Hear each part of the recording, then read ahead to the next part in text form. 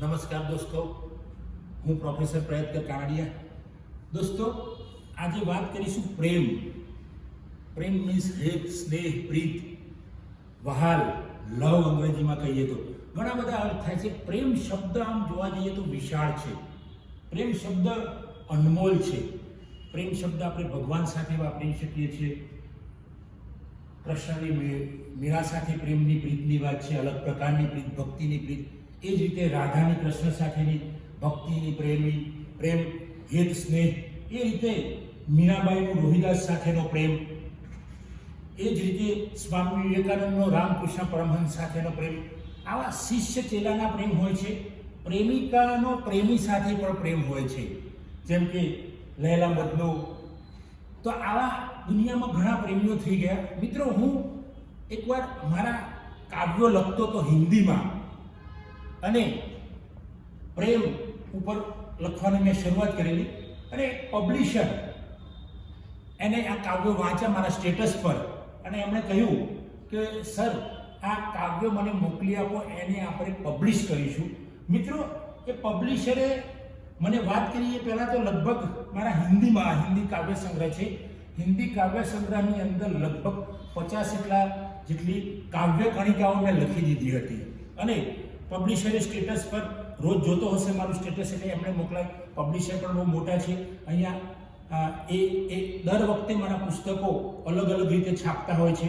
તો એ રિલાયબલના જે માલિક છે એમણે ફોન કરીને મારી જોડેથી મારી હસ્તપ્રત મંગાવી, અને હસ્તપ્રત એમણે છાપી અને પબ્લિશ પણ. આ પ્રેમ નામનું પુસ્તક એ હિન્દી કાવ્ય કણિકા પ્રકાશિત પણ થઈ ગયું છે. મિત્રો, આની અંદર મેં સમાજનું, લોકોનું, મારા વિદ્યાર્થીઓનું, મારા મિત્રોનું, સંબંધીઓનું, પરિવારજનોનું બહુ ઓબ્ઝર્વેશન કર્યું, અને ઓબ્ઝર્વેશન પછી મેં આ પુસ્તકની કાવ્ય કણિકાઓ લખવાની શરૂઆત કરી હતી. અને લખતા પણ હું લોકોનું, સમાજનું, મિત્રો વગેરેનું ઓબ્ઝર્વેશન કરતો હતો. એટલે અંતે તો એવું આવ્યું, ઘણા સંતોને મેં વાંચ્યા, સાંભળ્યા છે, ઘણા સંતોને ઓડિયો વિડીયો કેસેટ દ્વારા એમને રીડિંગ પણ કર્યું છે. તો બધાનો અંતે તો એક જ કહેવાનો ભાવ હોય છે કે ભાઈ, દુનિયામાં પ્રેમ સિવાય કંઈ નથી. ભગવાન પણ પ્રેમને સમજે છે, માણસ પણ પ્રેમને સમજે છે. તમે કોઈની સાથે દાદાગીરી કરશો તો એ દાદાગીરીથી કામ તમે તાત્કાલિક કરાવી શકશો, પણ એની અસર નેગેટિવ પડશે. પણ જો તમે પ્રેમથી કોઈને કહેશો કે ભાઈ આટલું કામ કરવાનું છે, તો એ કામ થઈ જશે. ઇવન મિત્રો, તમે પશુની સાથે પણ પ્રેમથી વર્તશો તો આપણે ઘણા સમાજમાં દાખલા જોયા છે કે હાઈના જેવા ભયંકર પશુઓ પણ માણસના વશમાં આવી જાય છે. સિંહ, ચિત્તા જેવા ભયંકર જંગલી પ્રાણીઓ, જે હિંસક પ્રાણીઓ છે, એ પણ માણસ જો એને પ્રેમથી એની સાથે વર્તે છે તો એ માણસના વશમાં આવી જાય છે અને એની સાથે પ્રેમથી રહે છે. ઇવન આપણે જોઈશું કે બ્લેક કોબ્રા હશે, સાપ જેવા પ્રાણીઓ પણ આપણા માણસો, જે પ્રેમી માણસો હોય છે, એને વશ કરી શકે છે. પ્રેમથી કંઈ પણ વશ કરી શકાય છે. અને મને આ પ્રેમ વિશે લખવાની પ્રેરણા મળી, અને આ કાવ્યો, આ બધા ઓબ્ઝર્વેશન કર્યા પછી મને લખવાની મળી, અને આખું પુસ્તક મેં લખી નાખ્યું.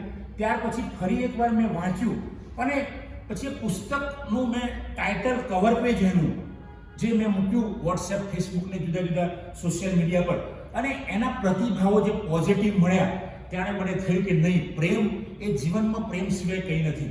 તમે ગમે ત્યાં જશો, કોઈ પણ જગ્યાએ જશો, કોઈ પણ જણની સાથે વાત કરશો, કોઈ વ્યક્તિની સાથે વાત કરશો, કોઈ પણ મિત્ર સાથે વાત કરશો, અથવા તો દુશ્મન સાથે વાત કરશો, તો પણ જો તમે એની સાથે પ્રેમથી વાત કરશો તો કામ તમારું ઝડપથી થઈ જશે અને સારી રીતે થશે.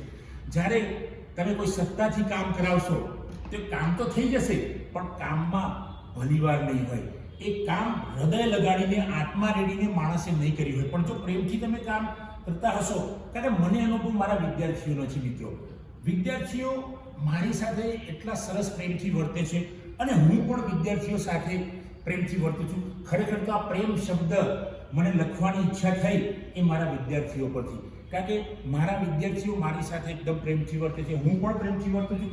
એ જ રીતે બીજા વિદ્યાર્થીઓ હોય, બીજા યુવાનો હોય, હું ક્યાંક લેક્ચર લેવા ગયો હોય, હું કંઈક લખતો હોય, તો એ યુવાનો સેમિનાર અથવા તો કોઈ વ્યાખ્યાનમાળામાં મળે તે પ્રેમથી મને મળવા આવે છે, હું પણ એમને પ્રેમથી મળું છું. એટલે પ્રેમ એ અમર શબ્દ છે. પ્રેમ શબ્દ ક્યારેય ખરડાયો નથી, પ્રેમ શબ્દની અંદર ઘણું બધું આવી જાય છે. પ્રેમ શબ્દની અંદર ભગવાન આવી જાય છે, પ્રેમ શબ્દની અંદર મમ્મી આવી જાય છે, મા આવી જાય છે, પ્રેમ શબ્દની અંદર પિતા આવી જાય છે, પ્રેમ શબ્દની અંદર આખું પરિવાર આવી જાય છે, આખું સ્વર્ગ આવી જાય છે. જો મિત્રો આ માણસ સાચા અર્થમાં પ્રેમ શબ્દને પચાવી લે અને પ્રેમ શબ્દ સાથે મિત્રતા, ગાઢ મિત્રતા કરી લે, તે માણસની જિંદગીમાં ક્યારે હાર નહીં થાય. કારણ કે પ્રેમ શબ્દ એ એટલો બધો જબરજસ્ત શબ્દ છે કે તમે કોઈ પણની પ્રીત એટલે માત્ર આપણે તો અત્યારે એવું જ માનતા હોઈએ પ્રેમ એટલે આઈ લવ યુ, કોઈ છોકરા છોકરીએ કહી દીધું આઈ લવ યુ એને જ પ્રેમ સમજીએ. એવું નથી મિત્રો. દીકરાનો માતા સાથે પ્રેમ, દીકરીનો પિતા સાથેનો પ્રેમ, દીકરાનો મમ્મી સાથેનો, દીકરીનો પિતા સાથેનો, આ પ્રેમ અરસપરસ છે. આ પ્રેમ એક કંઈક મહાન પ્રેમ છે.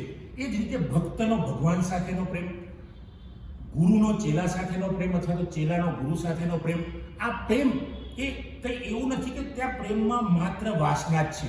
પ્રેમની અંદર એકબીજાની જરૂરિયાત છે એવું નથી. પ્રેમની અંદર મોટા ભાગે લેટ ગોની ભાવના હોય છે, જવા દેવાની ભાવના હોય છે. એટલે પ્રેમ શબ્દ મોટો બન્યો છે, મહાન બન્યો છે, વિશાળ બન્યો છે. અને દરેક વ્યક્તિ, દુનિયાને કોઈ એનું નામ કદાચ અલગ હશે, કોઈને અંગ્રેજીમાં એને લવ કહેતું હશે, ગુજરાતીમાં કોઈ બીજો અર્થ પ્રીત, આવા શબ્દો છે, સ્નેહ, વાલ. પણ પ્રેમનો મિનિંગ તો તમે દુનિયામાં ગમે ત્યાં જાઓ, બ્રહ્માંડમાં જાઓ, પ્રેમ એટલે પ્રેમ છે.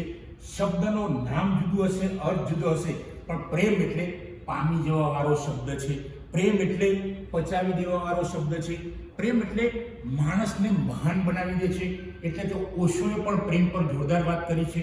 મિત્રો, બુદ્ધ ભગવાને પણ પ્રેમ પર વાત કરી છે, ગુરજીએફે પ્રેમ પર વાત કરી છે, સોક્રેટિસે પ્રેમ પર વાત કરી છે, પ્લેટો, આવા મહાન તત્વજ્ઞાનીઓએ પ્રેમ પર વાત કરી છે. સ્વામી રામતીર્થે પ્રેમની વાત કરી છે, કારણ કે સ્વામી રામતીર્થ પણ એક મહાન સંત હતા, એમણે પણ પ્રેમ ઉપર સરસ. તો દુનિયાના મહાન સૂફી માણસોએ પણ પૈગંબર મોહમ્મદ પૈગંબરે પ્રેમ ઉપર વાત કરી છે. એ જ રીતે આપણે વાત કરીશું તો ઈસુ ભગવાને પણ પ્રેમ પર વાત કરી છે. તો પ્રેમ પર વાત કરનાર બધી જ વ્યક્તિઓ મહાન છે, એટલે પ્રેમ પણ મહાન છે. તો મિત્રો, આ પ્રેમ એ મારું પુસ્તક છે, મારી કાવ્ય કણિકાઓ છે. આ પુસ્તક જો મારો વિડીયો જોયા પછી આપને યોગ્ય લાગે તો મારું પુસ્તક વાંચજો.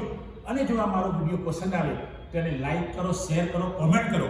અને જો મારી ચેનલ સબસ્ક્રાઇબ ન કરી હોય તો સબસ્ક્રાઇબ કરો. Thanks friend. જય હિન્દ, જય ભારત.